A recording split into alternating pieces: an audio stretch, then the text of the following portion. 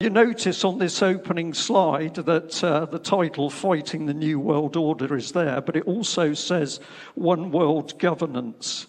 And this is deliberate because if you listen to what they say, they talk about it in different terms. It could be the New World Order, but then they could change it to being the rules-based international order. This is a key thing. You can't fight what you can't see. So for all of us, if we are really in a battle, we've got to understand what we're trying to fight and how it works. And that means being observant, but it also means doing a lot of research. This is not something that you can absorb in a day. If you say in simple terms, what is the battle?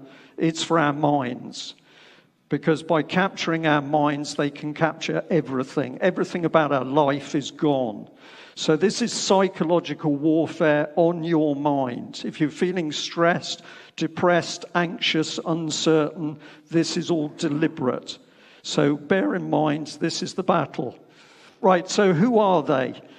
It's difficult to pin down who's driving it. We could call them the elite. We could give them all sorts of labels. The simple rule is, by their fruits ye shall know them. What they do, what they say. Judge it against what's in your heart. Common sense, morality. Okay, now you've got a glimpse of this horrible little team, but something really important in this picture is that it only takes a few people to cause absolute mayhem in the world. And ultimately, I believe we're up against relatively few people. It's not millions of them. It's not even hundreds of thousands. It's a small group of people who are actually driving this horrific, chaotic agenda in the world. Ultimately, this is a spiritual battle. Now, I can't go into today, in the brief time I've got, all of the components of what the New World Order is, but it operates wherever it can. If it can take over a local charity, it will do it. So its foundations, think tanks, political bodies, the World Economic Forum, the UN, the Trilateral, the Atlantic Council, there are many of them. When you hear politicians saying, we're going to give you change, they never tell you what the change is. Because if they did, they would be revealing what the actual New World Order is. They could change the way people thought or the way they think, and individuals will not know it's even happened. This is real, and your own government has been doing it. The state is now spying on us on a daily basis, particularly if we're challenging anything the government says. Freedom, family, nation seems a small thing. I've described it as kryptonite to the New World Order because they want all of these things destroyed. Culture, the history, the pillars of the nation state, all to go. Our job is to reinforce them. The New World Order knows that if it can take hold, destroy the minds of our children, it automatically controls the future. There's a quote from Hitler where he says he doesn't care about the present generation, he cares about youth, because if he has the youth, he controls the future. This is why they're going for our children and why we've got to stop this perverted, pernicious attack on children's minds. Christian aspect, the New World Order wants to destroy any relationship with a loving God. This is fundamental. It wants to destroy true faith because you cannot have proper faith, because if you do, you will understand that the New World Order is inherently evil. But where do we have to fight? Well, we could go and damage our heads banging them against the people at the top, but it's pointless because they're corrupted. What we have to do is get out amongst ordinary people at the lowest level in order to spread the word that we're all under attack. This is what the New World Order is very frightened of, spreading the word amongst the mass of the public. So if you don't know how to fight, every word that comes out of your mouth is important. On the train, in the Tesco queue, at the local community group, standing on the street. The New World Order, even politicians, hate people who are informed and fighting and are happy. It spooks them that you're happy because they're trying to make you miserable and depressed. So the happier you can be as you fight, the more powerful you are. And I'm not joking about this, I absolutely mean this. Be happy, because that spreads. We now live in a country where the politicians who are adherents to New World Order policy are making it a criminal offence to pray. Why? Because they are utterly terrified of it. They are terrified of the power of prayer. You won't solve it, I won't solve it. It's going to be millions of good people of all colours, beliefs, creeds coming together to fight what is a beast. Events through a lens of Bible prophecy. And when we go back, Daniel chapter 7, he talks about these beasts, and we learn that these beasts represents kings or kingdoms. So we know already that these kings or kingdoms will be on earth at the time of the end, just before the second coming of Jesus Christ. There've got to be nations that exist now. So there's a nation that symbol is a lion. And there's also a nation whose symbol is the eagle. And the eagle actually came out of the lion, and it's Great Britain and the United States of America. And then he also saw a bear. Well, we know that there's a nation called Russia that has their symbol as a bear. And then he saw a leopard with 4 heads. And it says that dominion was given to this animal. Germany reunited, and it's now stronger than ever before. And we believe it's in its 4th Reich, which would account for the 4th head. And then there's a 4th beast that had 10 horns. And we know that the EU actually is the rebirth of that Holy Roman Empire with the Lisbon Treaty. All the way in Revelation 13, John sees the same beast, but now they're joined together. And the eagle's wings are missing from this beast. They're not in that world government beast. He says that the devil, he says the dragon, who is the devil, will give it his power, his seat, and his great authority.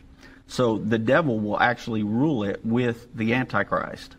And so that's what we believe is happening with these world foundations, the WHO, the WEF, the Rockefeller Foundation, the Gates Foundation. All these different foundations are all paying into this world system. So it's all in the open.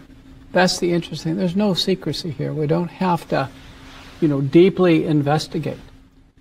It's global, and it's simultaneous, and it is in the minds of people right now.